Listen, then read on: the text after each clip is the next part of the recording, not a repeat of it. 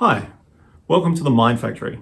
On this channel, we reproduce the latest results in artificial intelligence, deep learning, and robotics. This video is part of a series where we are building a robot to reproduce a result from a paper called Learning Fine-Grained Bimanual Manipulation that comes from researchers at Stanford and Berkeley. In this video, we're going to be working with a wire tensioning kit to reinforce the frame to make it more rigid so that the cameras don't shake as much. So if this kind of content is interesting to you, give it a like so other people can find the video. Consider subscribing to the channel, and let's get into it.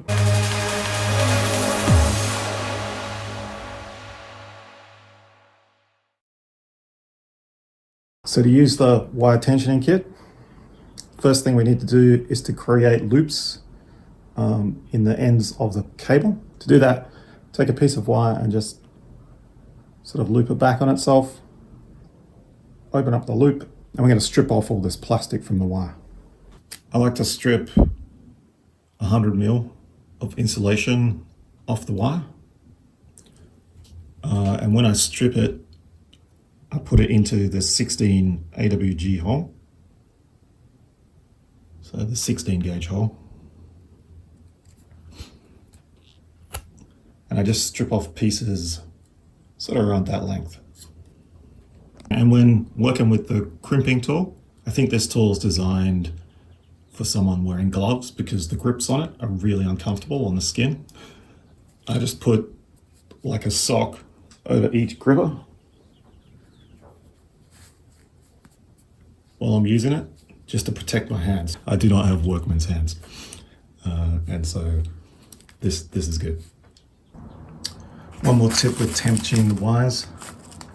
You'll have different types of connectors. There'll be M1.2, M1.5. You'll also have a bag of M2.0s. Don't use the 2.0s. Use either the 1.5s, or if you can swing it, if you can make it work, use the 1.2s. I found the 1.2s, I couldn't always thread the wire through, but when I could, they worked really great. If I couldn't make the 1.2s work, 1.5s also did the job. But don't use the 2.0s. While crimping, I use the 1 to 2 millimeter hole. And to make sure I get a good crimp, I actually put it on the floor, and that way I can get my full body weight onto the tool. So that makes it a little bit easier to crimp these. This way I can also fully close the crimp. Then the final result looks like that. And I can just slip this flange in. And it holds in nicely. Now we want to attach the wire to the top of the frame. First we're going to need to pop a shackle in. That's a shackle.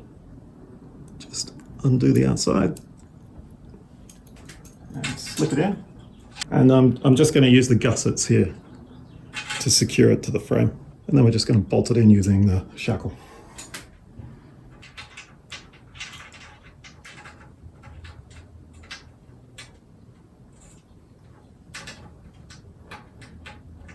Okay, now we have a good strong connection to the frame. Next we want to take a turnbuckle and make sure that we're fully unwound it, like that. Using a gusset that's screwed in as our attach point, slip a shackle through, then pop the eye of the turnbuckle into the shackle and close it.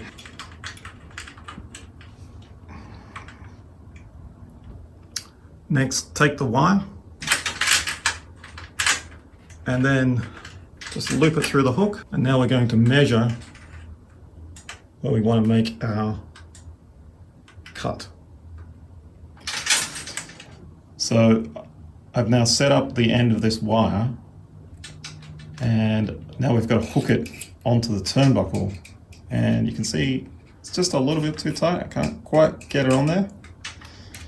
So the way to get this on is to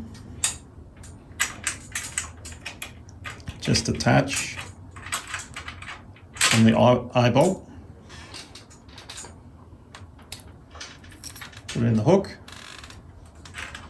and now take the eye bolt and attach it, and you'll find that the way the geometry works, you'll get a really solid connection. And now we can just tighten it by turning the turnbuckle like that. And you want to hold this hook actually in place, don't let it spin. And you'll get plenty of tension this way. Vibrating around like that, you can go tighter. All right, and now it's almost like a string. I can play a note on that.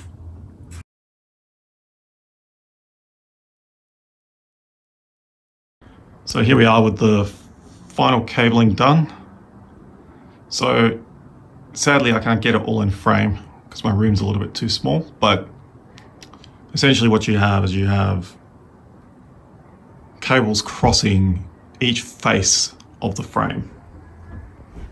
And so at the back here, you have this cable that crosses over like that. And then on each side, you have cables crossing like this, anchored on sort of the bottom third of the frame. And then we have one across the front of the cage that is anchored about halfway down.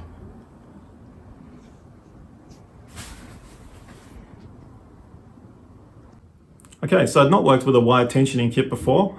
To be honest, I found this one of the most challenging parts of the build, just because the wire tensioning kit I found was really temperamental and I couldn't quite get the tensioning right. It's like the wires kept popping out while I was using them. Hopefully some of the tips that you got from my learning will help you make your experience a little smoother. If you have any advice for me or for anyone else, then just leave that down in the comments below so that the community can benefit from your experience. Anyway, we're nearly done building the robot now, so the next step is going to be to build the gravity compensation, and I'll see you in the future.